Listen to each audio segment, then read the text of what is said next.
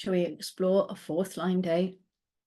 Gate 23 in line 4 is called fragmentation. The fourth line, as we know, is always looking out for the other. This is now upper trigram, and they must get their knowing out. The only way for knowing to become established is through transpersonal activity, because the knowing is refined when it comes up against the other. In the third line, the knowing is either right or wrong. It either mutates or it doesn't. It's very clear in that way. But here in the fourth line, the transpersonal is where the knowing grows. It's through interaction with others. The lifetime learning says diversification without perceived potential for synthesis. This line says that the whole is not important. What's important is not about seeing how everything fits together as one. It's not about oneness in that sense at all. It's about how seeing that one, their personal mutation, if you like, how their knowing can become everything, how they can push it out and it affects everyone. And because it's a fourth line, there can be a lot of fixedness in this externalization. And of course, the fourth line is very influential as well. They can be a bit contagious, Ra said. He said, if you've got a fourth line and someone around you has got a cold, you'll probably catch it because you have that sort of interaction with the other. And likewise, if you've got a cold, you can pass it on as a fourth line. That influence goes both ways. In the exaltation, we have fatalism and egoism, and damn the consequences.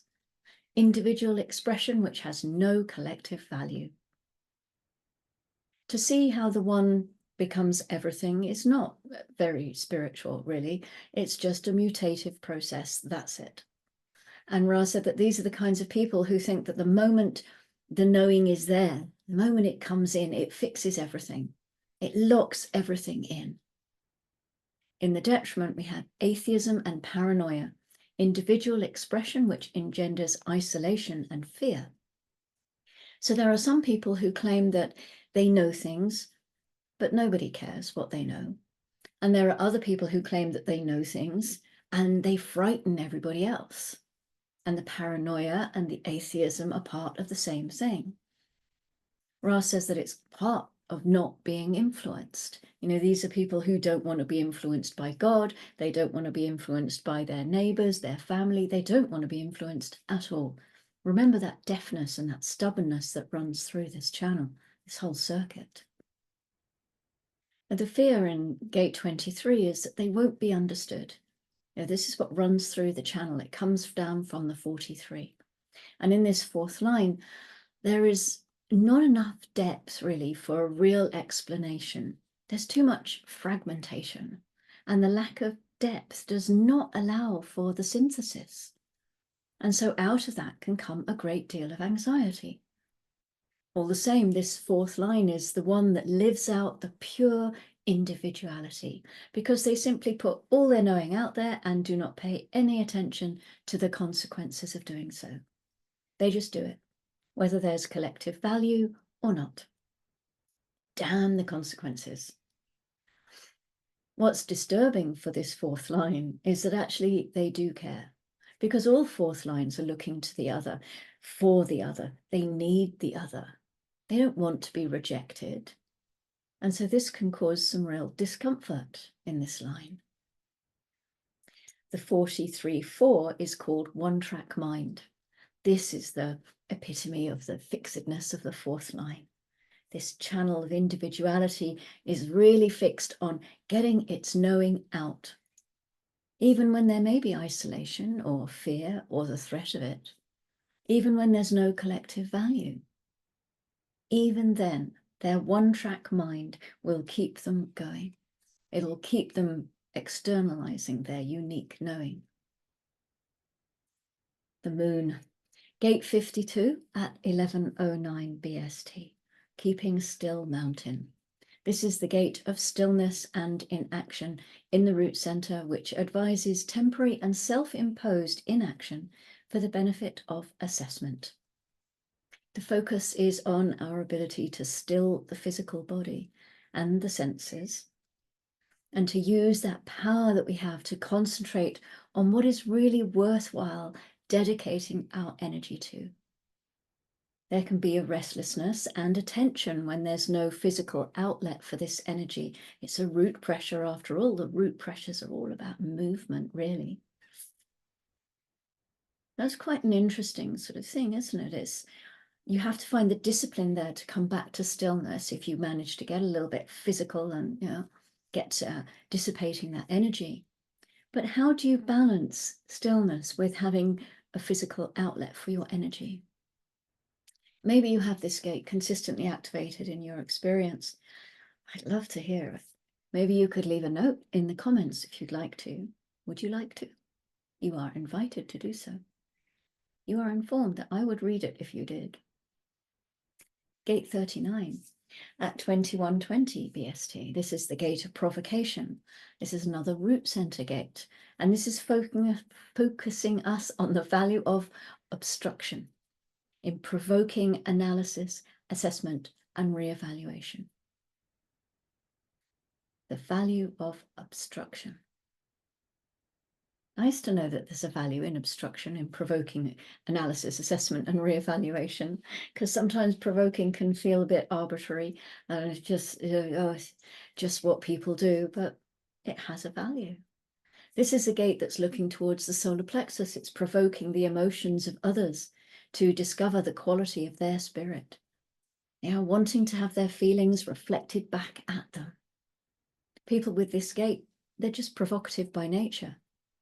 And they can very easily and often unintentionally trigger irritation just through the energetic imprint of the aura.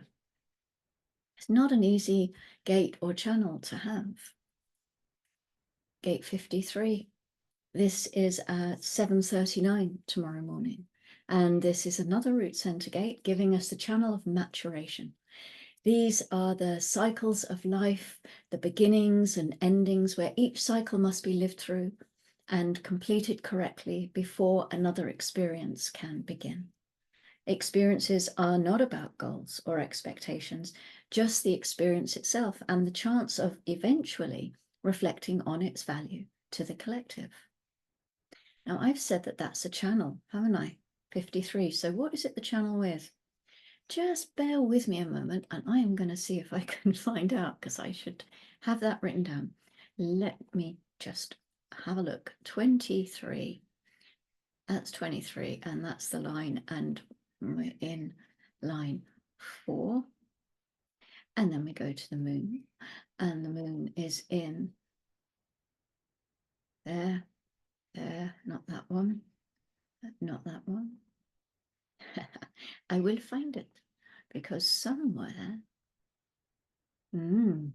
Okay, so maybe it's not in the channel and I have made a mistake there. But 53 is part of the channel of maturation. Yeah, we haven't got anything in the 42. Okay, so I wonder why I pulled that out then. Operator error, obviously, because gate 53, when it's not in the channel, is the energy to start something new. This is, it could be a project, a relationship, it could be all sorts of things. So, pressure coming out from the root center there for the development. And there's a potential for cyclical change, because this is always cyclical. Anything really that's in the experiential circuit is about the cycles, and particularly in this gate part of the channel. There can be a build-up of pressure, again, because it's the root center. So finding something physical to help release that pressure can be very helpful. It's part of a format channel, and they can often have some depression around them. What else can I tell you? It's one of those things, if you're going to start something new, then strategy and authority are the way to go. Because then you will have the energy for it. Then you will be able to tap into everything that you need in order for that to be a successful beginning.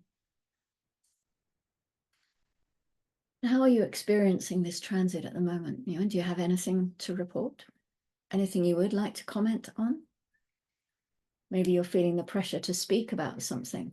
only to be surprised by the strangeness that you are expressing? Are you aware of others being more efficient in the way that they are structuring things? Are you able to find some stillness within the chaos of the North Node? Or does it provoke you into triggering emotions in others? Perhaps you will find a new beginning, something to start fresh. And maybe the stillness of the mountain will help you tap into that place where you can focus your concentration on it. That's what I have for you today. That's the weather. I'll be back tomorrow. And until then, go gently and take care.